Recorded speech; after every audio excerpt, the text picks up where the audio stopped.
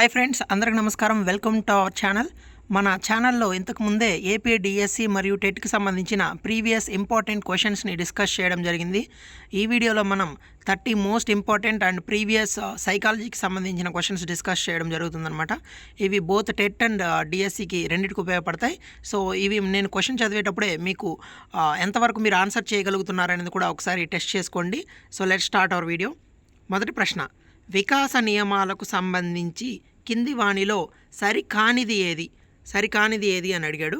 వికాసం సంచితమైనది, వికాసం ఒక పరస్పర చర్య, వికాసం సాధారణ దిశ వైపు అవిచ్ఛిన్నంగా సాగుతుంది, వికాసం ఒక ఖచ్చితమైన దిశగా సాగుతుంది. సో మొదటి స్టేట్మెంట్ కరెక్ట్ అనమాట.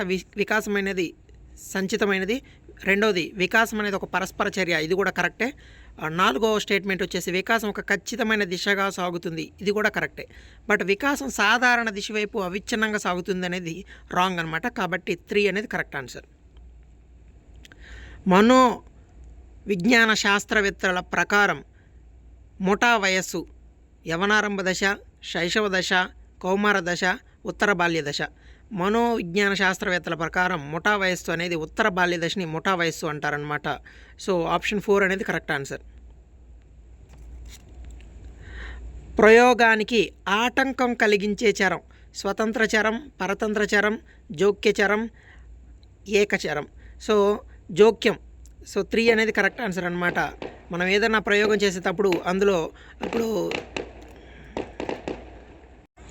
ఆ ప్రయోగాన్ని ఖచ్చితంగా నిర్వహించడానికి మధ్యలో ఏదైనా ప్రాబ్లం వచ్చిందంటే దాన్ని జోక్యచరం అంటామన్నమాట. సో ఆప్షన్ 3 అనేది కరెక్ట్ ఆన్సర్. తర్వాత ప్రశ్న, సాంఘిక సాంస్కృతిక సిద్ధాంతాన్ని ప్రతిపాదించిన వారు. ఇది మోస్ట్ ఇంపార్టెంట్, ఇది మనందరికీ తెలిసిన ప్రశ్న. Erikson, Chomsky, Hurlock, Vygotsky. సాంఘిక సాంస్కృతిక సిద్ధాంతం అనేది వైగోట్స్కీ ప్రతిపాదించింది. సో ఆప్షన్ 4 అనేది కరెక్ట్ ఆన్సర్. తర్వాత ప్రశ్న, పియాజే ప్రకారం అహం కేంద్రీకృత భావన అనేది ఈ దశలో ఉంటుంది. ఇంద్రియ చాలక దశ, పూర్వ ప్రచాలక దశ, మూర్త ప్రచాలక దశ, అమూర్త ప్రచాలక దశ. సో మనకి అహం కేంద్రీకృత భావన అనేది పూర్వ ప్రచాలక దశలో ఉంటుంది. సో ఇది పియాజే సిద్ధాంతం చదివినట్లయితే మీకు ఈజీగా మీరు ఆన్సర్ చేసే అవకాశం ఉంటుందన్నమాట. మనోసాంఘిక వికాస సిద్ధాంతంలోని వ్యక్తి పూజ అనేది కింది దశలో ఉంటుంది. 6వ దశ, 4వ దశ, 5వ దశ, 7వ దశ. సో మన కరెక్ట్ ఆన్సర్ వచ్చేసి 6వ దశలో మనకి ఉంటుందన్నమాట వ్యక్తి పూజ అనేది. సో మనోసాంఘిక వికాస సిద్ధాంతంలో. ద సోషియాలజీ ఆఫ్ టీచింగ్ గ్రంథ రచయిత ఎవరు? Francis Galton, Watson, William James. ఈ ముగ్గురు కాదనమాట. విలార్డ్ వాలర్ అనే ఆయన ద సోషియాలజీ ఆఫ్ టీచింగ్ గ్రంథాన్ని రచించడం జరిగింది. సో ఆప్షన్ 4 అనేది కరెక్ట్ ఆన్సర్. భేదాత్మక సామర్థ్య నికష డిఏటిబి క్రింది సిద్ధాంతం ఆధారంగా రూపొందించబడింది.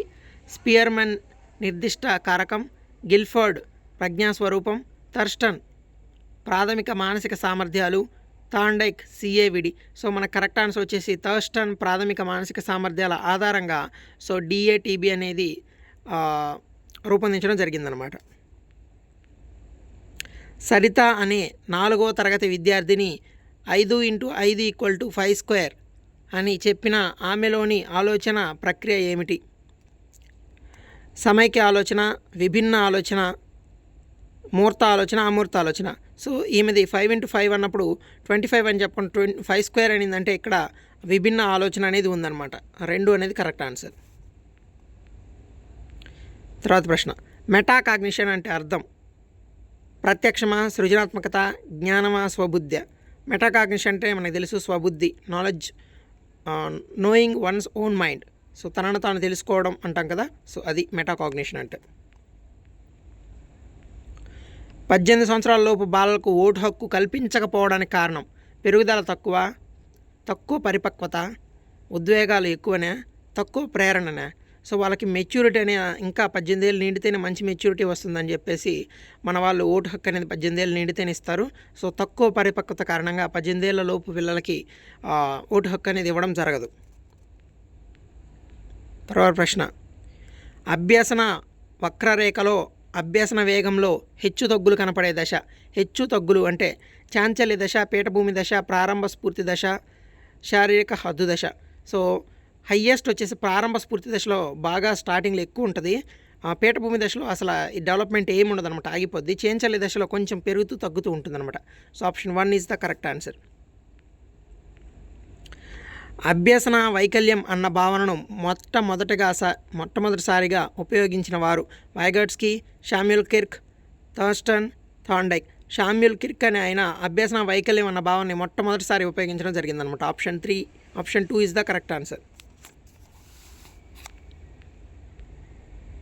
తర్వాత ప్రశ్న, సృజనాత్మక స్థాయిలో కొత్త విషయాలు కనుగొనడం జరుగుతుంది. ఈ సృజనాత్మక స్థాయిలో కొత్త విషయాలను కనుగొనడం జరుగుతుంది. ఉత్పత్తి స్థాయి, పరిశోధన స్థాయి, వ్యక్తీకరణ స్థాయి, నూతన సృజన స్థాయి. అంటే వాటిని మనం ఇన్నోవేటివ్ లెవెల్ అంటాం కదా. సో అప్పుడే మనం కొత్త కొత్త విషయాలు కనుక్కోవడం జరుగుతుందన్నమాట. త్రిధ్రువ విధానంలో లేనిది అంటే ట్రైపోలార్ ప్రాసెస్లో లేనిది ఏంటి అని అడిగాడు. విషయమా, గ్రంథాలయం, ప్రయోగశాల, ఉపాధ్యాయుడా, విద్యార్థి. విద్యార్థి ఉంటాడు, ఉపాధ్యాయుడు ఉంటాడు, విషయం అంటే సబ్జెక్ట్ కూడా ఉంటుందన్నమాట. బట్ గ్రంథాలయం, ప్రయోగశాల ఇది అనేది ఉండదు. సో ఆప్షన్ 2 అనేది కరెక్ట్ ఆన్సర్. క్రింది వాణిలో గౌణ అవసరం. సో ప్రాథమిక అవసరాలు ఉంటాయి కొన్ని, కొన్ని గౌణ అవసరాలు కూడా ఉంటాయి. ఆహారము, నిద్ర, ఇల్లు, నీరు. సో ఇందులో గౌణ అవసరం ఏంటి? ఇల్లు అనమాట. సో ఆహారము, నిద్ర, నీరు అనేవి అవి నెససరీ అనమాట, తప్పనిసరి. సో ఇల్లు అనేది గౌణ అవసరం.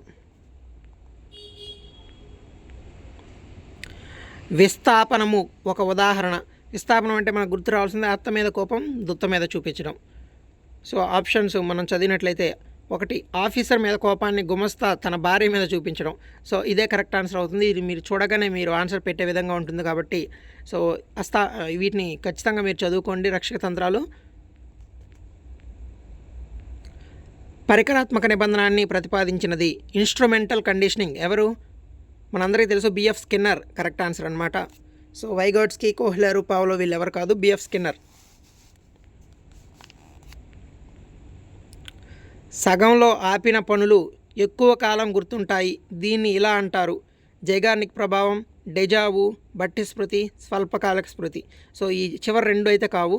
జైగార్నిక్ ప్రభావమా, డెజావునా? సో డెజావు అంటే ఏంటి? మనము ఇంతకుముందు చూడకపోయినా కూడా ఆ వ్యక్తిని మనం ఎప్పుడో చూసామే అనిపించడం అనమాట. సో జైగార్నిక్ ప్రభావం అంటే ఏంటంటే సగంలో ఆపిన పనులు ఎక్కువ కాలం గుర్తుంటాయి. సో ఆప్షన్ 1 అనేది కరెక్ట్ ఆన్సర్.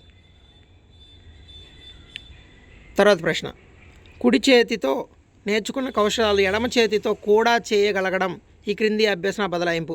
అనుకూల అభ్యసన బదలాయింపు, ప్రతికూల అభ్యసన బదలాయింపు, శూన్య అభ్యసన బదలాయింపు, ద్విపార్ష అభ్యసన బదలాయింపు. సో కరెక్ట్ ఆన్సర్ వచ్చేసి మనకి ద్విపార్ష అభ్యసన బదలాయింపు అంటాం అనమాట. దాన్ని బైలాటరల్ ట్రాన్స్ఫర్ ఆఫ్ లెర్నింగ్ అంటాం. అంటే ఒక చేత్తో చేయగలిగింది రెండో చేత్తో, కుడి చేత్తో రాయగలిగి ఎడమ చేత్తో కూడా రాయగలిగాడు అనుకోండి. సో అది ద్విపార్ష అభ్యసన బదలాయింపు అవుతుందన్నమాట. వరల్డ్ వైడ్ వెబ్ ఆవిర్భవించిన సంవత్సరం మనం WW అని టైప్ చేస్తాం కదా గూగుల్లో. సో 21కి కరెక్ట్ ఆన్సర్ వచ్చేసి 1989లో స్టార్ట్ చేయడం జరిగింది WWని.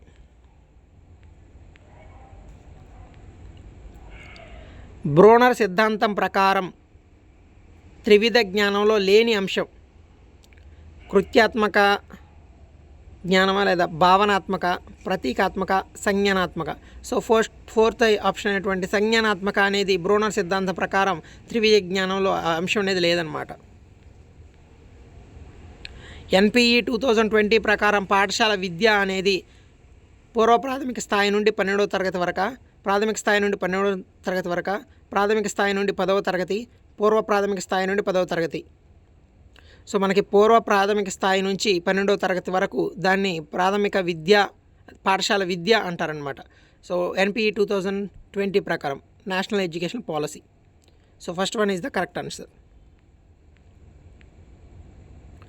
గణిత అభ్యసన వైకల్యాలను ఎలా పిలుస్తారు? Dysgraphia, dyscalculia, dyslexia, dysphasia. So మనందరికీ తెలిసి ఇది డిస్కాలిక్లియా, క్యాలిక్యులేట్ అంటే లెక్కలు వేయడం కదా. సో 2 అనేది కరెక్ట్ ఆన్సర్. RTE 2009 ప్రకారం బాలలు అనగా 6 నుంచి 14 సంవత్సరాల వాళ్ళని RTE 2009 ప్రకారం బాలలు అంటాం. వీరికి ఉచిత నిర్బంధ విద్య అనేది అందించడం ఖచ్చితంగా ప్రభుత్వాల యొక్క బాధ్యత. తర్వాత ప్రశ్న, భాషాగ్రహణ సిద్ధాంతం ప్రతిపాదించిన వారు పావ్లోవ్, స్కిన్నర్, బండూరా, నోమోచోమ్స్కీ. ఇది ఫేమస్. నోమోచోమ్స్కీ భాషాగ్రహణ సిద్ధాంతం, theory of language acquisition, so దాన్ని ప్రతిపాదించడం జరిగింది. 4th option is the correct answer. తర్వాత క్రింది వాటిలో ప్రొజెక్టర్ల రకం కానిది LCD, DLC, LED, DLP. So DLC అనేది ప్రొజెక్టర్ రకం కాదనమాట. ఎల్సిడి, ఎల్ఈడి, డిఎల్పి అనేవి మాత్రం ప్రొజెక్టర్ రకాలే. 2 అనేది కరెక్ట్ ఆన్సర్. తర్వాత ప్రశ్న, ట్రోజన్ హార్స్ అనగా కంప్యూటర్ అప్లికేషనా, వైరస్సా, యాపా, వనరా? సో ట్రోజన్ హార్స్ అనగా అది ఒక వైరస్ అనమాట, కంప్యూటర్లో ఉండే వైరస్. తర్వాత ప్రశ్న, క్రింది వాటిలో శిశువులో ప్రాక్ సంభాషణ రూపం కానిది pre language skill of child ఏది కాదు? ఏడవడం, కేరింతలు కొట్టడం, ఇంగితాలు, పద్యాలు పట్టించడం. సో పద్యాలు పట్టించడం అనేది ఉండదన్నమాట ప్రాక్ సంభాషణలో. సో ఆప్షన్ 4 అనేది కరెక్ట్ ఆన్సర్. తర్వాత ప్రశ్న, మెదడు సంచిత అభివృద్ధిలో 85% కంటే ఎక్కువ ఈ వయస్సు కంటే ముందు జరుగుతుంది. 4 సంవత్సరాలు, 5 సంవత్సరాలు, 6 సంవత్సరాలు, 7 సంవత్సరాలు. సో మనకి 6 సంవత్సరాలు వచ్చేసరికి మన బ్రెయిన్ డెవలప్మెంట్లో మన అభివృద్ధి అనేది 85% అనేది జరిగిపోతుందన్నమాట. సో కాబట్టి చిన్నప్పుడే వాళ్ళని చాలా జాగ్రత్తగా మంచిగా కొన్ని కృత్యాలు ఇస్తూ వాళ్ళని యాక్టివ్గా ఉంచాల్సిన అవసరం ఎంతైనా ఉంది. సో ఈ వీడియో మీకు కొంచెమైనా హెల్ప్ అనిపిస్తే వీడియోని లైక్ చేయండి. సో ఇటువంటి మంచి వీడియోస్ ఆల్రెడీ పోస్ట్ చేయడం జరిగింది, భవిష్యత్తులో పోస్ట్ చేస్తాం. సో ఛానల్ని సబ్స్క్రైబ్ చేసుకోండి. Thank you so much.